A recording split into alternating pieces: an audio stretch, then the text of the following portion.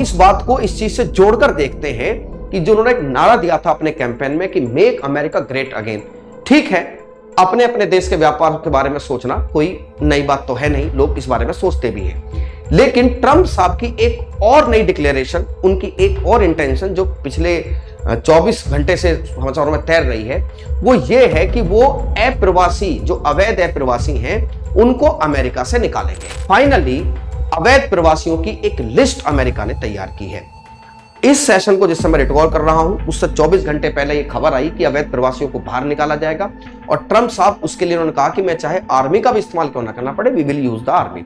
आने वाले समय में यह संबंध डिप्लोमेट लेवल पर थोड़ी सी शेप लेंगे, जैसे ट्रंप साहब, क्योंकि ट्रंप साहब का कहना है कि मैं जैसे ही ऑफिस में घुसूंगा, यह समझ लेना कि मैं इन अवैध प्रवासियों को बाहर निकाल दूंगा।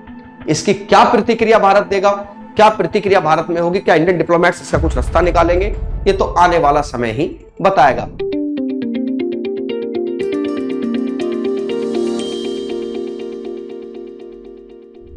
आरजी ज्ञान सबसे सटीक। नमस्कार, जय हिंद साथियों, स्वागत है आप सभी लोगों का आरजी ज्ञान पर। मैं सुशांत कुमार हाजिर हूं एक ऐसी चर्चा के साथ जो चर्चा मैंने आपसे पहले भी की थी। मैंने कहा था कि ट्रंप साहब जब अमेरिका के राष्ट्रपति बने हैं तो उनके संबंध भारत से कैसे होंगे, ये अभी तक समझ में नहीं आ रहा है, क्योंकि कई बार उनको कहते हैं कि मोदी हमारे फेवरेट दोस्त हैं, मोदी जी भी कहते हैं कि भाई इनसे हमारे व्यक्तिगत भी संबंध है। लेकिन ये अनुमान उस समय थोड़ा गड़बड़ा जाता है जब वो ब्रिक्स देशों की करेंसी की बात करते हैं, ब्रिक्स देशों पे खासकर भारत और चाइना पर टैरिफ लगाने की बात करते हैं। तो आप ये बात समझ लीजिए कि राजनीतिक संबंध अर्थ संबंधों से जुदा हो नहीं सकते। अगर आपके अर्थ संबंध खराब हो रहे हैं तो इसमें कोई दो राय नहीं कि आपके राजनीतिक संबंध भी खराब होंगे ही होंगे। उन्होंने एक बार यह भी कहा था कि भाई मैं तो चीन पर, भारत के माल पर आया वो टैरिफ लगाऊंगा, उनकी जो भी सामान यहां आएगा वो महंगा होगा, और उन्होंने कहा कि मैं इतना तक टैरिफ लगा सकता हूं कि उनका माल दुगना होकर यहां बिके। तो ऑब्वियस बात है, जब कोई चीज एक रुपए की चीज जब 2 रुपए मिलने लगेगी तो उससे अमेरिका के लोग नहीं खरीदेंगे, और अमेरिका में जो आमद है वस्तुओं की, चाहे वो भारत की सामान की हो चाहे वो चीन के सामान की हो, वो घट जाएगी। हालांकि वो इस बात को इस चीज से जोड़कर देखते हैं कि जो उन्होंने एक नारा दिया था अपने कैंपेन में कि मेक अमेरिका ग्रेट अगेन। ठीक है, अपने अपने देश के व्यापार के बारे में सोचना कोई नई बात तो है नहीं, लोग इस बारे में सोचते भी हैं। लेकिन ट्रंप साहब की एक और नई डिक्लेरेशन, उनकी एक और इंटेंशन जो पिछले 24 घंटे से समाचारों में तैर रही है, वो ये है कि वो अप्रवासी, जो अवैध अप्रवासी हैं, उनको अमेरिका से निकालेंगे। ठीक है, ये बात उनकी जो चुनावी कैंपेन था उसका भी एक बड़ा मुद्दा था कि भाई मैं अवैध अप्रवासियों को यहां नहीं रहने दूंगा।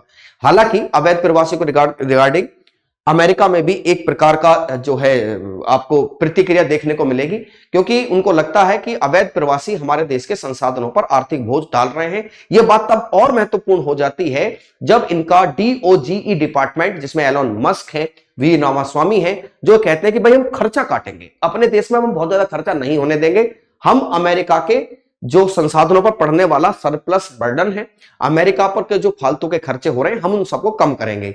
इसी बात को जोड़कर अवैध प्रवासियों की कहानी को भी देखा जा रहा है। अब फाइनली अवैध प्रवासियों की एक लिस्ट अमेरिका ने तैयार की है।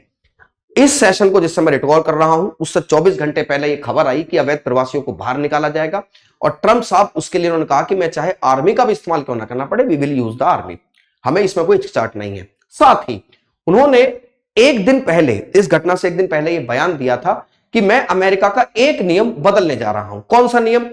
अमेरिका में मेरे प्यारे साथियों एक नियम है जो वहां पर 14वें संविधान संशोधन से आया है। वो नियम यह कहता है कि अमेरिका में कोई बच्चा अगर जन्म लेता है, America, United states of America, अगर वहां पर कोई बच्चा जन्म लेता है और भले ही उसके माता पिता अमेरिकी नहीं है, तो होगा ये उस व्यक्ति को अमेरिका का नागरिक माना जाएगा। देखिए, एक बात है कि चोर की भी कह और साय की भी कह, पॉजिटिव और नेगेटिव दोनों बातें करनी चाहिए। नो डाउट इस कानून में कुछ खामियां हैं, इसका फायदा लोग उठा सकते हैं। उन्होंने कहा कि मैं बहुत जल्दी इसको समाप्त कर दूंगा। ये जो प्रोविजन में हमने 14वें संविधान संशोधन से जोड़ा था, जिसमें बाय बर्थ सिटीजनशिप देते थे, हम इसको रिमूव करने वाले हैं। अब अगली खबर क्या है? अगली खबर मेरे प्यारे साथियों इस बात से जुड़ी है कि उन्होंने कहा है कि हमने अवैध प्रवासियों की लिस्ट बना ली है, और अवैध प्रवासियों की लिस्ट में चूंकि इंडियन बहुत सारे वहां रहते हैं, तो इसमें लगभग 17,940 के आसपास, जो संख्या लगभग 18,000 के आसपास बैठती है, हम इन लोगों को जो इंडियन बताए गए हैं कि उस लिस्ट में 17,940 लोग इंडियन हैं, हम उनको बाहर भेजने वाले हैं। और हम जब उनको बाहर भेजेंगे तो इनका एक डिपार्टमेंट है आईसीई, एक संस्था है आईसीई, देख लीजिए, immigration and customs, US immigration and custom enforcement, जो आईसीई संस्था है, इसने एक लिस्ट तैयार की है। इस लिस्ट को मैं आपको बता दूं, ये जो आईसीई है इसके पास अपनी एक पुलिस भी है, पुलिस आईसीई, जो इस प्रकार के अवैध लोगों को पकड़ती है, पकड़कर अमेरिका में रखा जाता है। लेकिन उन्होंने कहा कि अब हम कोई कोताही नहीं बरतेंगे, अब हम इन लोगों को यहां से बाहर निकालने वाले भी हैं। जब ये सब खबर चर्चा में आनी शुरू हुई कि भाई हम इन लोगों को जो अवैध प्रवासी हैं इन्हें बाहर निकालेंगे, तो ऑब्वियस बात है कि इस बात की शंका बहुत दिनों से थी और इसका फर्क दोनों देशों के रिश्तों पर कितना पड़ेगा, पॉजिटिव पड़ेगा, नेगेटिव पड़ेगा, ये तो आने वाला समय बताएगा, लेकिन ये कंफर्म है कि फर्क पड़ेगा। अच्छा, अगर आप अमेरिका में अप्रवासी देखें तो पता चलता है कि सबसे ज्यादा अप्रवासी होंडुरास के हैं और उसके बाद ग्वाटेमाला के हैं। भारत का जो स्थान है वो एशिया में इतना बड़ा नहीं आता, चीन का स्थान सबसे ज्यादा, यानी कि चीन के लोग सबसे ज्यादा अमेरिका में अवैध अप्रवासी हैं। भारत का क्रम अगर मैं गलत नहीं हूं तो 11वें 13वें नंबर पर भारत आता है, लेकिन फिर भी 17,940 के आसपास लोग ये इंडिया में डिपोर्ट किए जाएंगे। और इंडिया में डिपोर्ट करने के लिए बात साफ कही गई है कि भाई साहब, हम इनके लिए आर्मी तक का इस्तेमाल करने से भी पीछे हटने वाले नहीं हैं। इस घटना के साथ जो ट्रंप साहब का जो लोग, मतलब एक शक जो है, एक जो लोगों के दिमाग में चलता रहता है कि ट्रंप अमेरिका के लिए कैसे साबित होंगे, दुनिया के लिए कैसे साबित होंगे, तो अभी तक तो लग रहा है कि साहब ट्रंप साहब की, चूंकि वो ये कह सकते हैं कि it is a universal policy for of us, ये हमारी एक ऐसी पॉलिसी है जिसमें हम किसी से भेदभाव नहीं करेंगे। मेरे प्यारे साथियों, अमेरिका जाने का जो जुनून है, आप समझते होंगे बहुत लोग अमेरिका में सेटल होना चाहते हैं, वो किस किस तरीके से जमीन जायदाद सब कुछ बेच के अमेरिका जाना चाहते हैं। एक रूट का वो इस्तेमाल करते, डोंकी रूट, आप जानते हैं जंगलों से होकर गुजरता है, क्योंकि अगर डायरेक्ट एंट्री मिलना बड़ा मुश्किल है, क्योंकि वीजा जो होता है, वीजा लगना आसान काम है नहीं, H-1B वीजा जो दिया जाता है। मैंने आपको एक अर्लियर सेशन में यह बताया भी था कि दो तरह के वीजा कंपनियां वहां की जारी करती हैं। H-1B वीजा, H-1 वीजा जो भारत के प्रोफेशनल्स को दिया जाता है, क्या है ना, और उसी वीजा के माध्यम से वो जाते हैं। इसका एक निश्चित कोटा है। कोटा कितना है? लगभग जो कोटे के हिसाब से भारत के 65,000 लोगों को H-1B वीजा दिया जाता है। इस कोटे में सबसे बड़ी खामी यह है कि भारत जैसे बड़ा देश हो या कोई बहुत छोटा देश हो, कोटा फिक्स है परसेंटेज का, जो कि लगभग माइग्रेट लोगों के 7% के आसपास है। तो हमारी आबादी के हिसाब से, हालांकि हमारे देश में से लोग अमेरिका जा रहे हैं अवसरों की तलाश में, क्यों जा रहे हैं, इसके क्या नुकसान है, जाना चाहिए कि नहीं जाना चाहिए, यह अलग विषय बन जाता है। लेकिन भारत की आबादी के हिसाब से, चलिए जाना ही अगर चाहते हैं तो भारत की आबादी के हिसाब से कोटा ज्यादा होना चाहिए। यह उतना ही है जितना किसी छोटे देश का हो सकता है। अब ट्रंप साहब कह रहे हैं कि साहब, मैं इनको निकालने के लिए चाहे मुझे आर्मी का सहारा लेना पड़े, बट मैं इनको डिपोर्ट करूंगा। अब जब ये लोग डिपोर्ट होकर आएंगे, इनमें से कुछ लोग ऐसे भी होते हैं सब कुछ बेच बाच के चले जाते हैं, क्योंकि अमेरिका जाना आसान तो है नहीं, उसकी कुछ सर्टेन प्रोटोकॉल्स हैं, है ना, इतना यहां भी मतलब बहुत पैसा भी चाहिए, रिसोर्सेज भी लगते हैं, और वो सब पैसा आम आदमी के जीवन में इतना कहां होता है, तो वो सब बेच बाच के चले जाते हैं। तो उसका क्या साइड इफेक्ट निकलेगा, ये तो आने वाला समय बताएगा।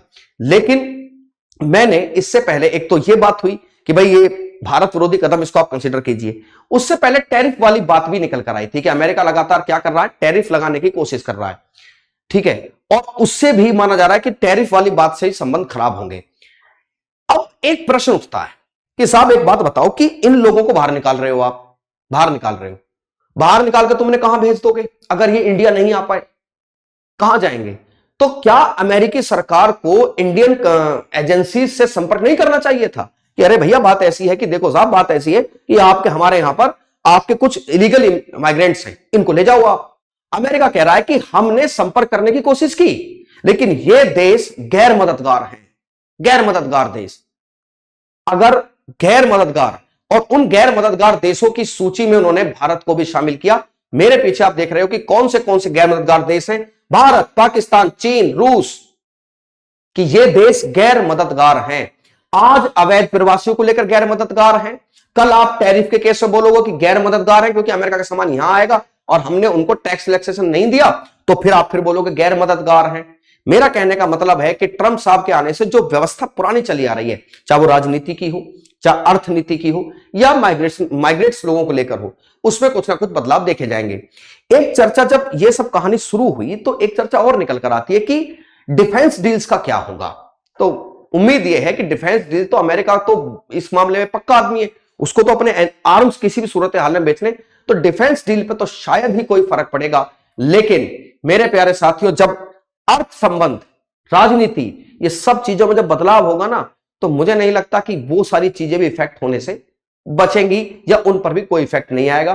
तो मैंने आपको बता दिया कि भाई आने वाले समय में ये संबंध डिप्लोमेट लेवल पर थोड़ी सी शेप लेंगे, जैसे ट्रंप साहब, क्योंकि ट्रंप साहब का कहना है कि मैं जैसे ही ऑफिस में घुसूंगा, ये समझ लेना कि मैं इन अवैध अप्रवासियों को बाहर निकाल दूंगा। इसकी क्या प्रतिक्रिया भारत देगा, क्या प्रतिक्रिया भारत में होगी, क्या इंडियन डिप्लोमेट्स इसका कुछ रास्ता निकालेंगे, ये तो आने वाला समय ही बताएगा। लेकिन मेरे प्यारे साथियों, ये बात सोचने की जरूरत है कि आप इनको निकाल दोगे जब ये इंडिया आएंगे ये लोग, क्योंकि अभी पहली लिस्ट है, अभी तो और भी लिस्ट आनी बाकी है। तो ऐसी स्थिति में जरूर ये गंभीर और सोचनीय विषय बन जाएगा। मेरे दोस्तों, आप अपनी इस बारे में क्या राय रखते हैं, कमेंट सेक्शन में अपनी राय छोड़ना नहीं भूलिएगा। मैं आपकी राय का इंतजार करूंगा। राय किस बारे में दीजिएगा कि इस घटना से आपको क्या लग रहा है कि भारत अमेरिका के संबंध किस तरफ जा सकते हैं और भारत को अमेरिका के प्रति कैसी नीति रखनी चाहिए। क्योंकि अब लोग ये भी कहते हैं कि भारत, पता नहीं क्यों हमें ऐसा लगता है कि भारत रूस और अमेरिका के बीच में फंस गया है। अगर मैं आपसे पूछूं कि भारत को अमेरिका के साथ देना चाहिए या रूस का साथ, या जिस तरीके से भारत बैलेंस कर रहा है उसको बैलेंस करते रहना चाहिए, क्योंकि आप मानते हैं ऐसा कि चलो रूस के साथ डील कर लेते हैं, अमेरिका से डील कर लेते हैं, अमेरिका से कर लेंगे, रूस को पता नहीं चलेगा, रूस से कर लेंगे, पता चल जाता है, पता चल जाता है। लेकिन ऐसी स्थिति में क्या भारत को कोई गंभीर परिणाम भुगतने पड़ सकते हैं, जिसे बोलते हैं भंडाफोड़। तो भारत को अपनी विदेश नीति के कंसर्न में स्पष्ट रूप से किसके साथ रहना चाहिए। भाई अमेरिका भी तो साफ कहता है कि मैं तो रूस का विरोधी हूं, लेकिन शायद इस समय भारत उस स्थिति में नहीं है जो मुझे लगता है। लेकिन फिर भी इस बारे में आप जरूर राय दीजिएगा कि अगर भविष्य में चुनना पड़े तो भारत रूस चुने या भारत अमेरिका चुने। मैं फिर हाजिर होऊंगा एक नई जानकारी के साथ, तब तक के लिए अलविदा लेता हूं मेरे प्यारे साथियों। धन्यवाद। जय हिंद, जय भारत, स्वस्थ भारत, समृद्ध भारत।